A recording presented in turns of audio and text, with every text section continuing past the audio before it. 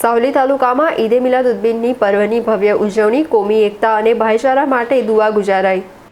સાવલી તાલુકામાં ઇસ્લામ ધર્મના સ્થાપક હઝરત મોહમ્મદ પૈગંબર સાહેબના જન્મદિન ઈદે મિલાદુન્નબીની ભારે ધામધૂમ અને ભક્તિભાવપૂર્વક ઉજવણી કરવામાં આવી હતી।